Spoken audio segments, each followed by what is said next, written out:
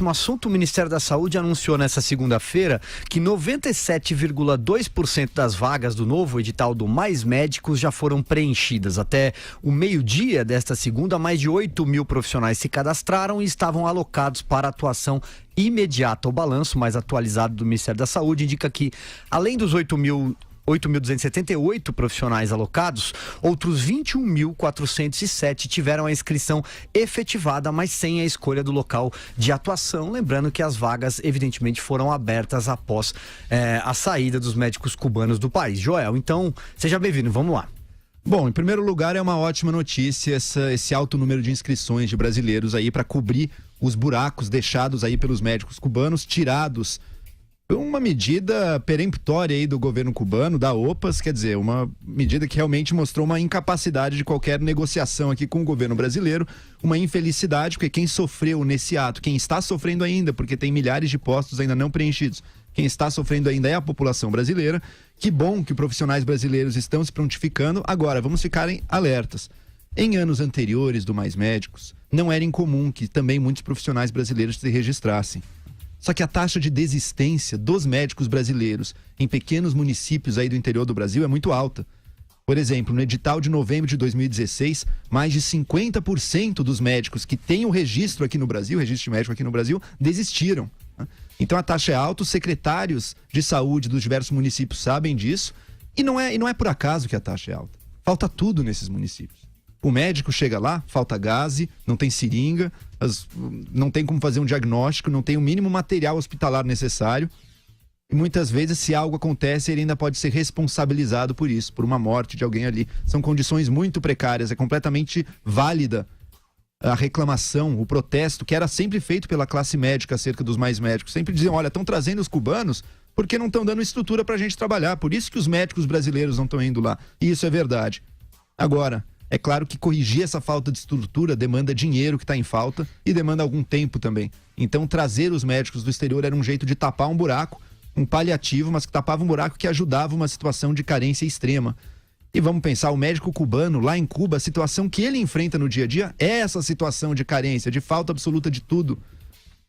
Em que até cubanos que voltam do exterior traz gaze para os outros e vende no mercado negro ali, porque senão os médicos não têm acesso a isso. É uma situação muito ruim. O médico é quase um assistente social, ajuda em medidas preventivas aí junto à comunidade, ajuda a tratar doenças muito simples. E para o médico brasileiro, que tem sim uma certa expectativa de renda e tem também uma certa expectativa de atuação profissional.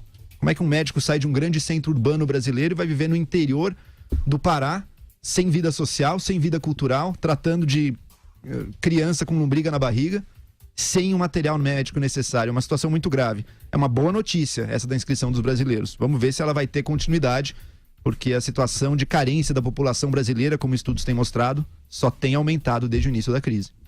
Carlos Andreasa, sigo com você.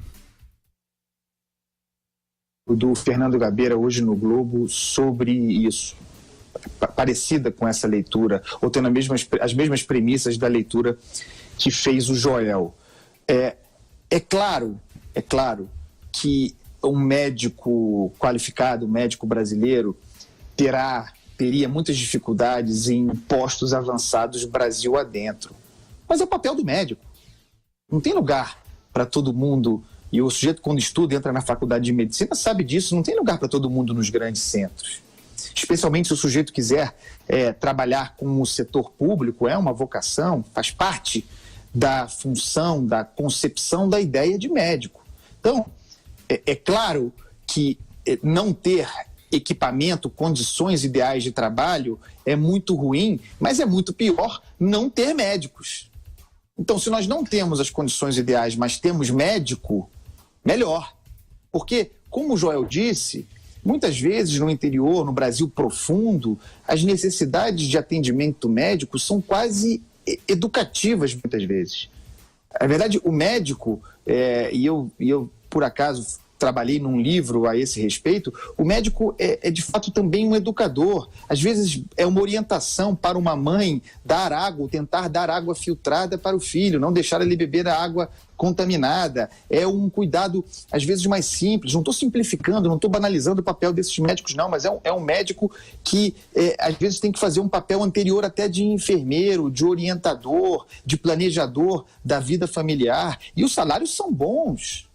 Então, se nós temos esse alto índice de preenchimento e se de alguma forma a debandada dos médicos cubanos, como sempre acontece quando a ideologia prevalece, mudou o governo, o governo cubano tira, a ditadura cubana tira os médicos daqui. Se esse movimento serviu de propaganda para que as pessoas prestassem atenção para a existência dessas vagas, e se nós temos esse grau de preenchimento, e se esse grau de preenchimento talvez seja indicativo de que havia algo errado naquela ocasião, porque a propaganda da época era de que não havia médico brasileiro suficiente para esses postos.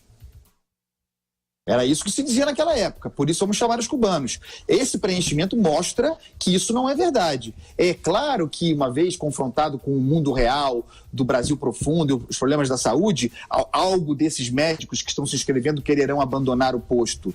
Mas eu acho que isso é uma parcela marginal. Então, acho que nós temos que comemorar, e acho bom, e o Gabeira diz isso no artigo dele hoje, acho bom que o médico brasileiro conheça o Brasil profundo e vá ao Brasil profundo e tome conhecimento com a realidade do país, que não é dos grandes centros. Ah, mas não tem seringa, o Jota tem toda a razão, não tem seringa, mas tem médico. E aí, gente boa, você preparado, se vira. Professor Vila. Olha, eu acho que são vários pontos aí para falar rapidamente sobre a questão do mais médicos tal, né? Que até eu chamei uma vez de menos Cuba, mais Brasil, né? Acho que temos de ver algumas questões. Primeiro, o programa foi criado por Cuba, não pelo Brasil. Uma missão cubana veio aqui ao Brasil prospectar negócios, e um dos negócios foi a questão desse programa, entre aspas, chamado de mais médicos tal. Portanto, é uma iniciativa do governo cubano que estava com a corda no pescoço, continua financeiramente e tal. E aí veio junto ao governo do PT, e a partir dali o PT, que queria ajudar economicamente a ditadura castrista, aceitou esse programa que é criminoso contra o Brasil e contra os médicos cubanos tal. Então, portanto, não teve a questão social presente, era uma questão econômica. Cuba precisava de dinheiro e vai usar o Brasil para isso, como já tinha usado a Venezuela, por exemplo, durante muitos anos no auge do regime chavista tal. Então, assim o fez, né? Então a iniciativa é de lá. Aí colocou a OPAS no meio, como já foi sabido, já é de conhecimento de todos, mas vale a pena só relembrar, para não passar pelo Congresso Nacional. Acabou fazendo esse tipo de acordo, foi um subterfúgio usado tal, dando 70% do salário ficando com o governo cubano, que mantinha a família do médico lá em Cuba como refém. Em suma, era isso, né? A qualquer divergência, a Câmara de Conciliação onde era? Em Havana. Qual é o idioma? Espanhol. Em suma, todo o acordo era um acordo antinacional, montado, estruturado para favorecer a ditadura cubana. O que a ditadura cubana queria era de dinheiro e tal. Agora, a questão aqui no Brasil, muitos médicos brasileiros me falaram, muitos, que queriam se inscrever quando estava a presença dos cubanos aqui, tinha um obstáculo. Ou seja, era uma falácia, portanto, que 1.500, diz a Gleisi, a semana passada, Gleisi Hoffmann, que 1.500 municípios só tinham um único médico, era um médico cubano e ia ficar abandonados. Mentira, porque os dados demonstraram nessa semana justamente o inverso. Há um enorme desejo da participação de brasileiros. Agora, mais do que isso, a questão que se coloca é que esse programa está mal definido, ele precisa ser redefinido. Uma série de municípios, o essencial não é ter médico, é ter um profissional da saúde, que eu tenho insistido nesses dias nessa questão. Foi colocado mais médicos por causa da ditadura cubana. Quer dizer, o Brasil entrou num programa que favorecia Cuba. O PT, né, o Partido Criminoso, a sociedade, a associação criminosa, quer dizer, não tinha nem o intuito de enfrentar a questão. Em uma série de municípios central tem um profissional de saúde. Em municípios médios tem os hospitais de especialidade e assim sucessivamente. Eu espero que o novo ministro da Saúde refaça esse programa.